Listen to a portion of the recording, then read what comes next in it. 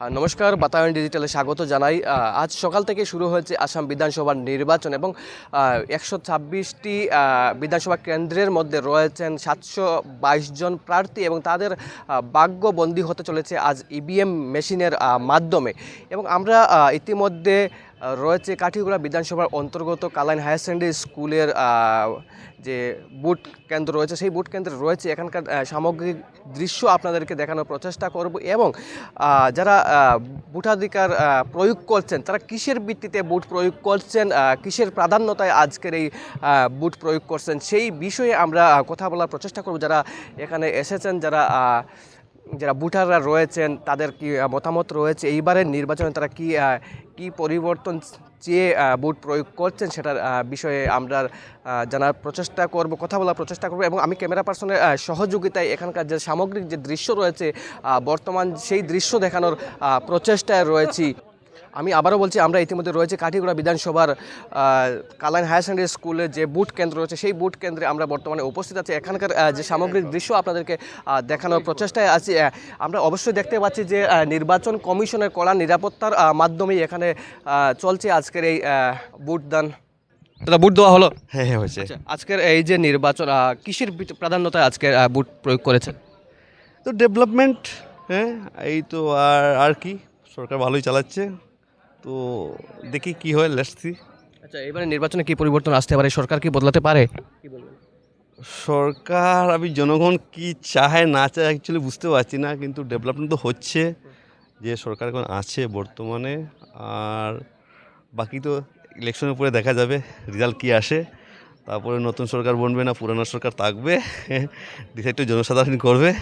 তো আমি আমার বুটটা দিয়ে আমার মতামত দান করে এসেছি, তো দেখি কি হয়। ঠিক আছে, মানে আসাম বিধানসভা ১২৬টি বিধানসভা কেন্দ্রের মধ্যে ৭২২ জন প্রার্থী রয়েছে এবং তাদের ভাগ্যবন্দী হতে চলেছে আজ ইভিএম মেশিনের মাধ্যমে। অ্যাকচুয়ালি আমি কতজনকে আমি চিনি না, জাস্ট কংগ্রেস বিজেপি এই দুটাই প্রার্থী, দুজনই চিনি। বাকি যারা কে কে এসছে, কে কে মানে ক্যান্ডিডেট, তার নামও জানি না। তো বাকি বিজেপি আর কংগ্রেসের মধ্যে লড়াইটা হবেই, তো দেখি কি হয় আমাদের বরাকভ্যালিতে। হ্যাঁ, মানে ইলেকশন তো ভালো সুন্দর মতো চলছে, ওয়েদারটাই ভালো আছে, আর বাকি ক্যান্ডিডেট যার যার ভাগ্য উপর নির্ধারিত হতে চলছে।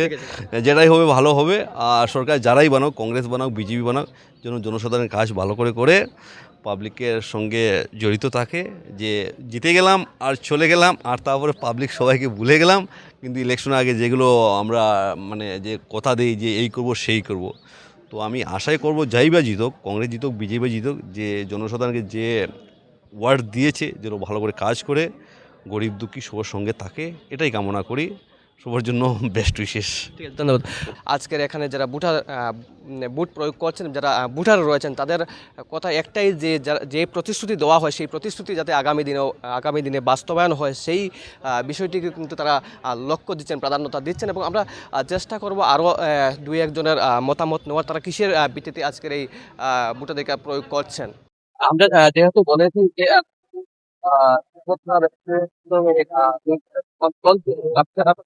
যারা রয়েছেন আপনার এই কেন্দ্রে কালাহাসনের কেন্দ্রে যে ভোট চলছে এখানে কি নিরাপত্তা ব্যবস্থা দেখি বলছে লম্বা লাগে।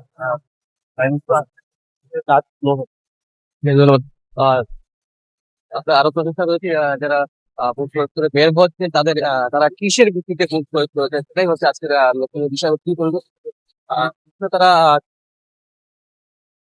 বলবেন যে কিসের এই জনতা এই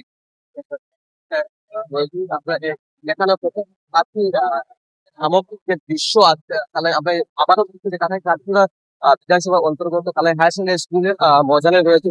ময়দানে আমরা এখানে সামগ্রিক দৃশ্য আমরা দেখানোর চেষ্টা করছি। দাদা, ভোট দেওয়া হলো? এই নির্বাচনে যে ভোট প্রয়োগ করে কিসের প্রাধান্যতা দিয়ে চাই নির্বাচনের